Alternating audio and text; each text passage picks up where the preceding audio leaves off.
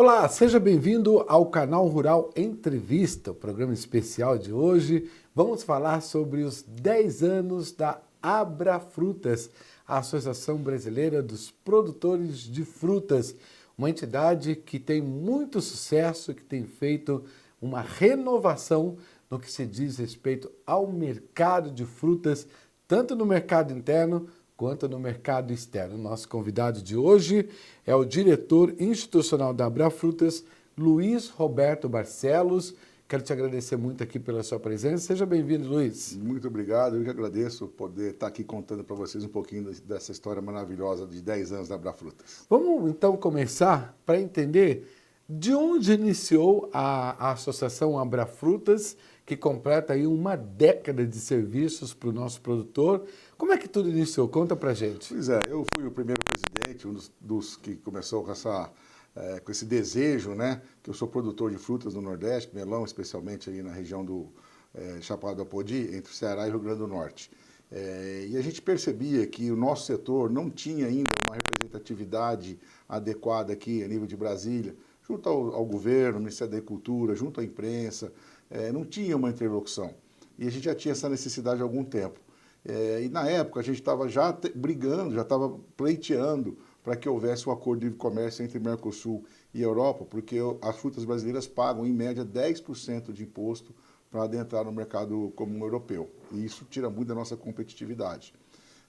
Então, na época, a presidente Dilma foi para lá para falar um pouco sobre esse assunto e ela convidou dois presidentes da CNA e da CNI, que era o Robson Andrade da CNI e a Cátia Abreu da CNA.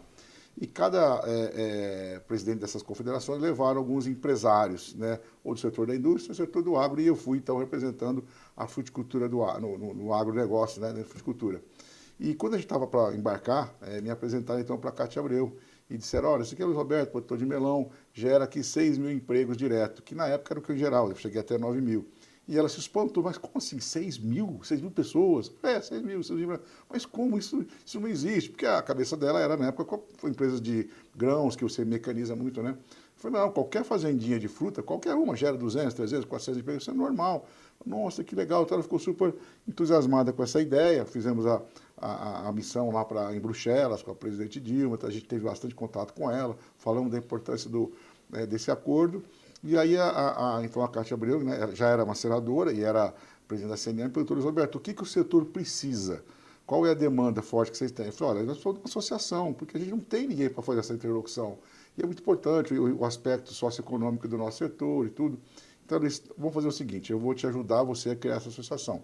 Vou dar toda a estrutura na CNA, sala, advogado, contador, tudo que você precisar para fazer essa associação, e ainda por cima eu coloco R$1 para cada real que o setor arrecadar, eu coloco R$1 também para a gente fazer essa associação. E assim foi, eu peguei mais 4 amigos, né, mais próximos, e disse, ó, cada um de nós agora temos que arrumar mais 4 ou 5 para a gente dar o início nisso. Aumentou a responsabilidade, então, pois né? né? Teve que compor toda essa diretoria, essa frente aí de trabalho para poder fazer acontecer, né, Exatamente. Luiz? Ela jogou a bola para nós, falou, olha, eu dou toda a estrutura, mas vocês é que tem que mobilizar o setor. E daí nós com o telefone, liga, conseguimos juntar, cada um levou 5, 6. Então nós começamos com 22 associados, nossa primeira assembleia, quando a gente instituiu realmente a Abrafrutas, né? Então, e hoje, para ter uma ideia, nós já estamos com quase 100 associados, né? Então, ao longo desses 10 anos, a associação cresceu muito e cumpriu com esse papel que a gente queria. Então, hoje ela é a fonte de interlocução do setor da fruticultura com o MAPA, que até então, você falava em agro, era café, soja, milho, cana-de-açúcar, algodão. Você não tinha fruticultura lá como realmente uma atenção especial que hoje tem.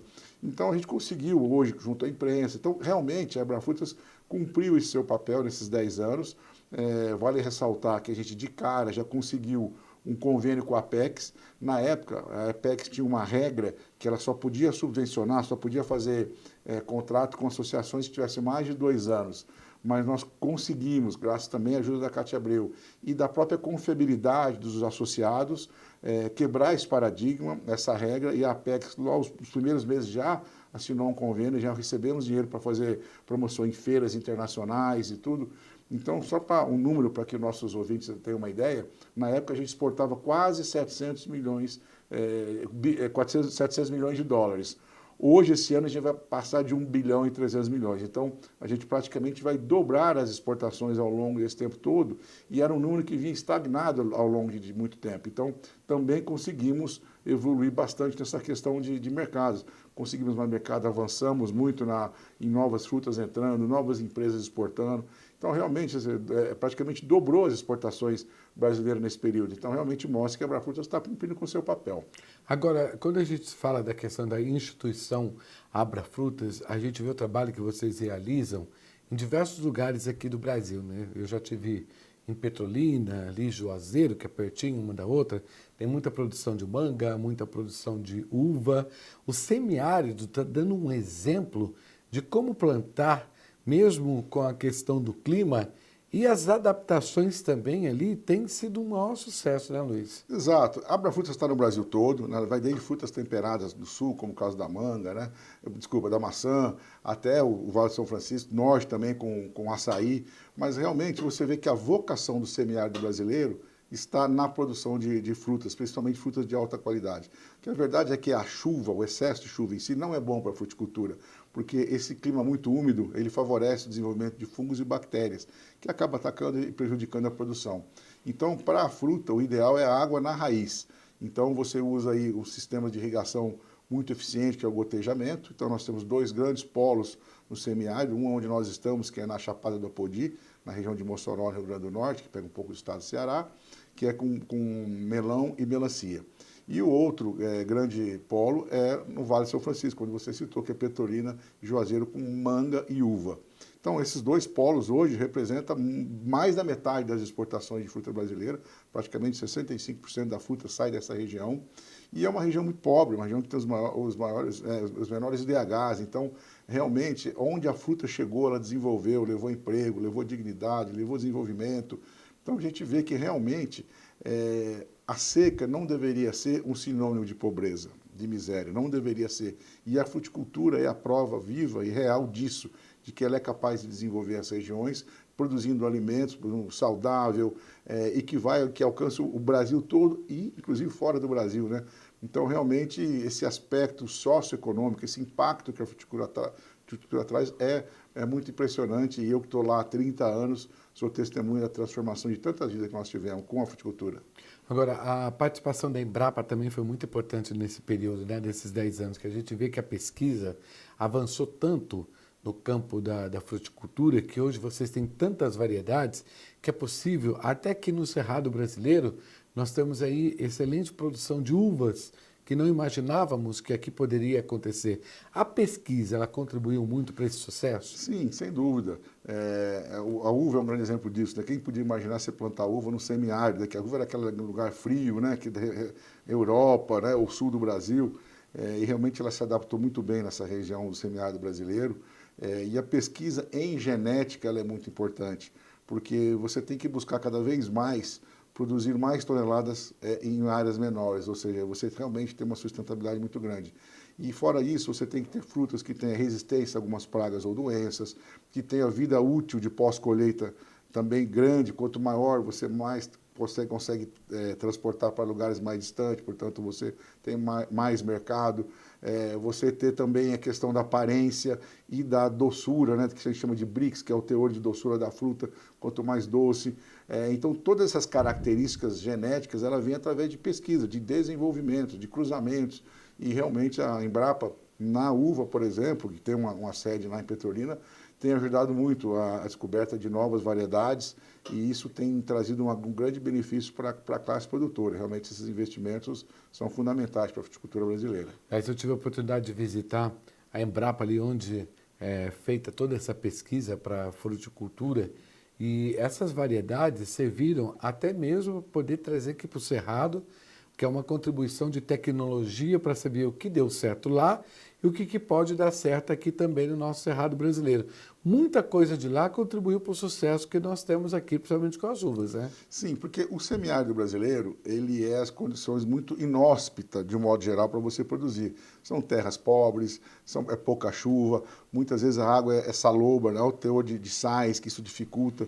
Então, quando você consegue realmente uma adaptação de uma variedade para produzir nessas condições, muito provavelmente ela vai produzir em qualquer outro lugar. Então, realmente, você consegue uma adaptação muito mais rápida, mais fácil e rápida para o cerrado brasileiro e outras partes. Então, quando você desenvolve uma fruta, uma variedade dentro de um lugar muito mais complicado, quando você sai um pouco desse lugar fica mais fácil.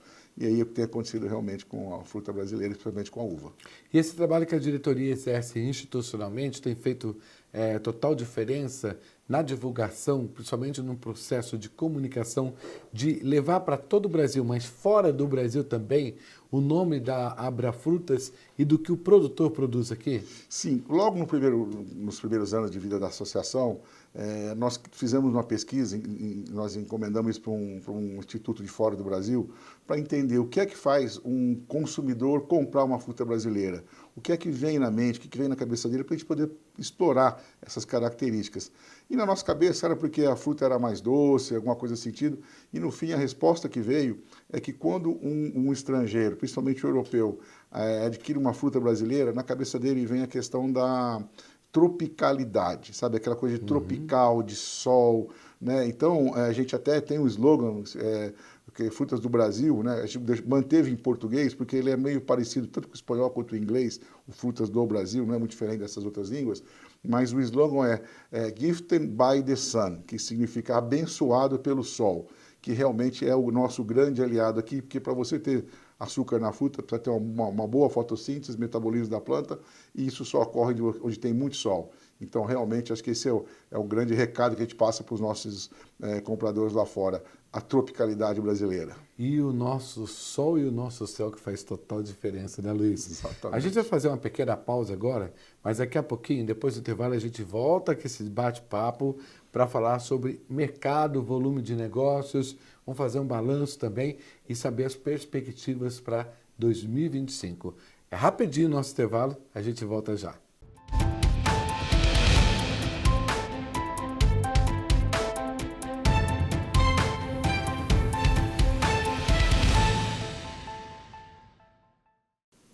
De volta com o Canal Rural Entrevista Especial. Hoje nós estamos falando sobre os 10 anos da Associação Brasileira dos Produtores de Frutas aqui do Brasil. Vamos tratar também sobre mercado. E neste bloco eu continuo entrevistando Luiz Roberto Barcelos, que é diretor institucional da Abrafrutas. Obrigado mais uma vez aqui pela sua presença. Luiz, focando agora na questão do mercado. Você falou agora há pouco da questão dos números, que foi 1 bilhão e 300 milhões de dólares em volume de negócios, é isso mesmo? Quer dizer, para o ano de 2024 foram números bem relevantes, né? Eles são bastante relevantes comparado com o histórico brasileiro, mas assim, a gente ainda exporta muito pouco, né? Para o nosso ouvinte ter uma ideia, nosso Brasil é o terceiro maior produtor de frutas do mundo, depois da China e da Índia. Nós estamos à frente dos Estados Unidos. Mas ainda boa parte dessa produção fica no Brasil, em torno de 97%, ou seja, menos de 3% a gente exporta. Mas estamos crescendo, então isso mostra o potencial gigantesco que nós temos em exportação. E essas exportações, ela tem algumas dificuldades que a Abrafrutas, ao longo desses anos, está ajudando a solucionar, que chama-se abertura de mercado. O que significa isso? Para você exportar uma fruta para um determinado país, como um produto fresco, ele tem um risco de levar uma doença para lá. Fazendo um comparativo, a mesma coisa que o chinês com o vírus da Covid saiu de lá e saiu para o mundo e esparramou pelo mundo. Então, muitas das vezes uma doença que pode ter aqui e o país que vai receber não quer, então ele tem que fazer uma análise de risco de praga. E isso é feito de governo para governo, isso é bem burocrático e existe uma fila. Por exemplo, Estados Unidos, todo mundo quer exportar para lá. Então, se a gente não estiver lá brigando, vamos dizer que a gente quer abrir o mercado do abacate para lá. Se a gente não pedir para eles toda hora, olha, vê a análise, o que vocês precisam, isso vai ficando para trás e não consegue abrir. A gente abriu o melão há algum tempo atrás. O melão demorou 7 anos para abrir. Porque eles têm que fazer essa análise e dizer quais são as pragas que existem, qual o risco dela viajar, e aí se estabelecem as medidas mitigatórias para isso. Então, isso é um processo burocrático. Então, a gente precisa estar toda hora no pé vamos dizer assim, dos servidores para que isso avance. E isso tem avançado. Abrimos de lá para cada Abrafrutas, da Fundação Abrafrutas, em torno de 18 mercados novos, para mais de 6 frutas diferentes, maçã, abacate, limão, melão. Então, a gente tem trabalhado muito isso. Então, por conta disso, a gente ainda não é um grande exportador, mas estamos começando a avançar bastante nisso. Então, 1 bilhão e 300 milhões de dólares já é muita coisa que a gente já está conseguindo chegar lá. Então, esse é um ponto que a gente avançou em nome da Abrafrutas, porque nós temos uma concentração muito grande ainda na Europa.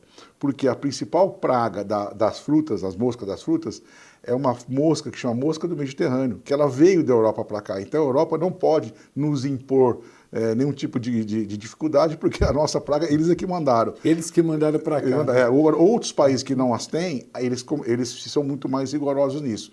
Então, realmente, abrir novos mercados, principalmente na Ásia, onde nós temos uma classe média com poder aquisitivo bom, uma população alta e que com a cultura de consumir muita fruta fresca, então realmente ali está o nosso futuro. Então a gente pode, sem dúvida nenhuma, aumentar muito a produção, né? A gente tem agora, a nossa próxima meta é chegar nos 2 bilhões de dólares e a gente tem toda a condição de fazer isso na medida em que a gente acesse esses outros mercados. Agora, nós temos algumas outras preocupações que a Abrafrutas vem trabalhando há algum tempo. Uma avançou muito, a questão dos registros dos defensivos. Isso também é importante a gente dizer aqui. A legislação mudou, avançou muito nisso, até por conta de uma demanda muito grande nossa, porque antes, para você fazer o registro, era para cada doença ou cada praga, você tinha que registrar um determinado princípio ativo para cada uma das culturas. Então você imagina, você tem que registrar para a soja, para a cana, para o feijão, para a chicória, para a abobrinha, para o melão. Então, a indústria pediu o registro para aquelas grandes culturas, porque ela vai ter um interesse econômico maior. Aquelas pequenas culturas ficavam sem registro, e, portanto, você não poderia usar aqueles defensivos para essas pequenas culturas, que é chamado minor crop. Então, isso era um problema, porque para você exportar, você tem que cumprir alguns requisitos, dos quais é não usar produtos que você não esteja habilitado. Mas é uma questão legal, não é que você não pode usar porque ele faz mal para a população, é porque não está registrado, é burocracia. Então a gente criou grupos de fruta que você come com casca, que você come sem casca. E nisso você conseguiu avançar muito nos registros, o que possibilitou e ajudou muito também na questão das exportações. Você acredita que os bioinsumos é uma oportunidade agora, inclusive para diminuir os custos de produção? É um avanço tecnológico aí para ajudar os produtores de frutas também? Não tenho a menor dúvida disso. Nós que exportamos muito, né, minha empresa, por conta desses pré-requisitos de resíduos, tive que começar a diminuir muito. Isso só foi possível com a utilização de biológicos. E quando a gente começou a utilizar os biológicos, nós mesmos tínhamos assim, uma grande desconfiança que isso fosse funcionar.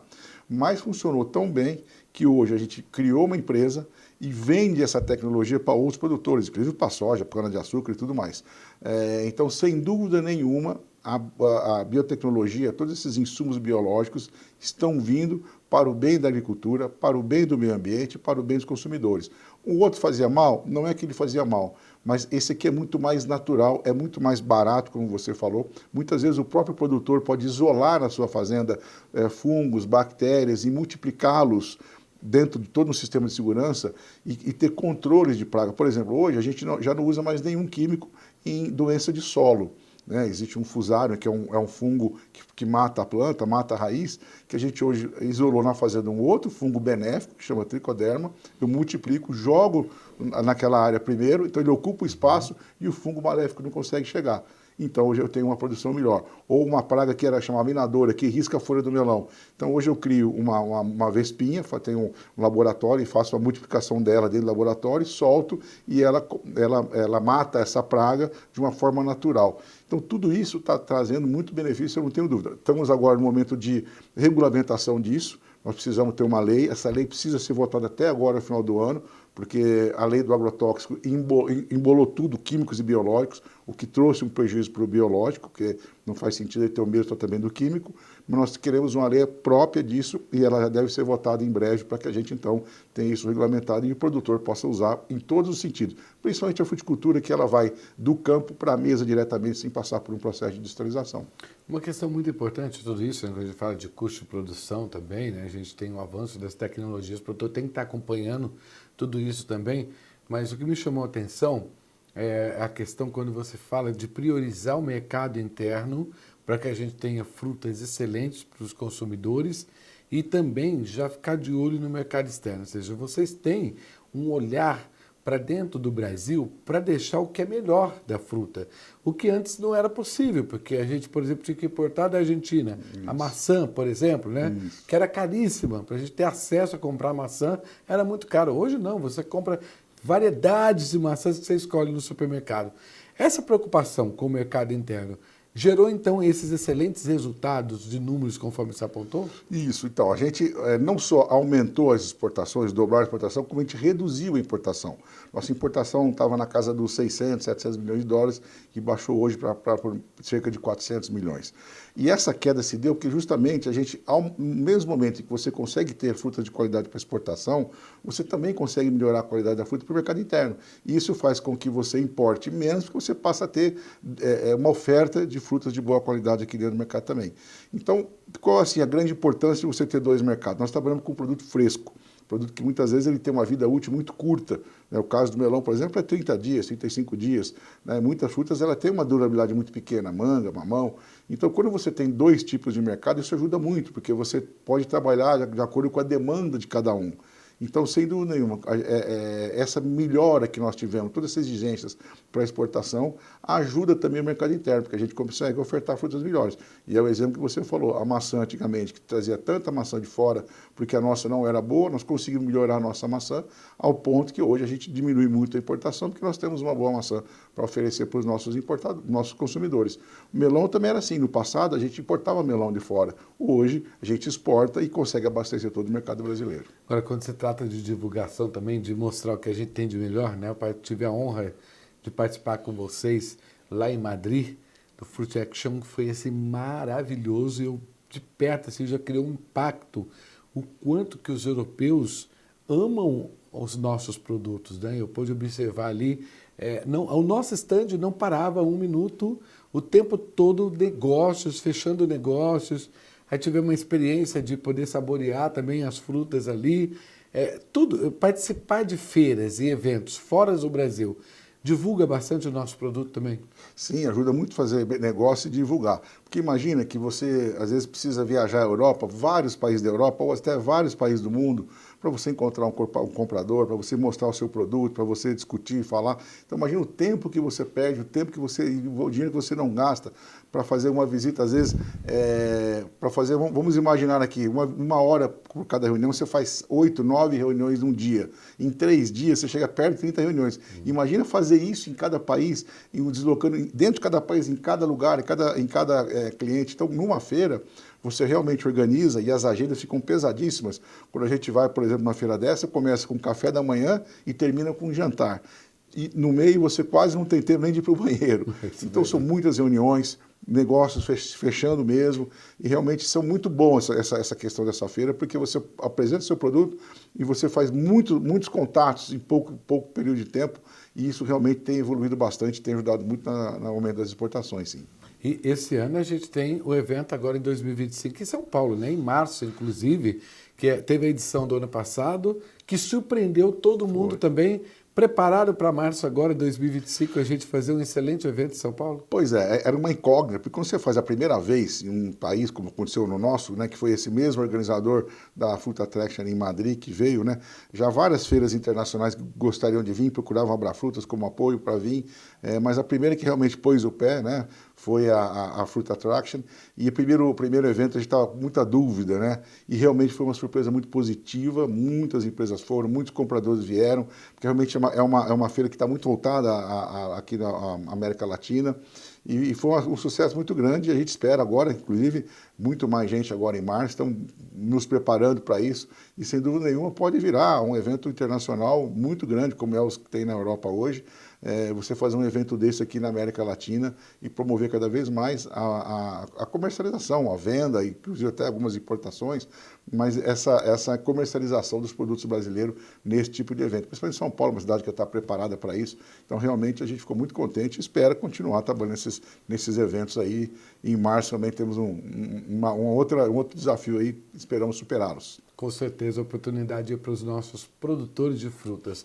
Luiz Roberto Barcelos, diretor institucional da Abrafrutas, muito obrigado pela sua presença aqui no estúdio do Canal Rural. Sucesso e parabéns pelos 10 anos aí da Abrafrutas. Eu que agradeço mais uma vez poder estar aqui com vocês, falar um pouquinho da Abrafrutas e esperamos, juntos com vocês, comemorarmos algumas décadas ainda mais pela frente, porque, mais uma vez, é importante a gente frisar, é um setor que produz um bom alimento, saudável, nutritivo, ricos em vitaminas, sais minerais, importante hoje para para a saudabilidade das pessoas e, além disso, gera muito emprego e dá muita dignidade e leva o desenvolvimento de muitas e muitas famílias, milhares, nesse sertão brasileiro. Muito obrigado. Obrigado. E para você que nos acompanhou, você também pode assistir esse programa em nossas plataformas digitais aqui do nosso canal Rural, tanto pelo YouTube, também pelo site e nos nossos streams. Quero agradecer a sua audiência e até uma próxima oportunidade aqui no canal Rural Entrevista. Tchau!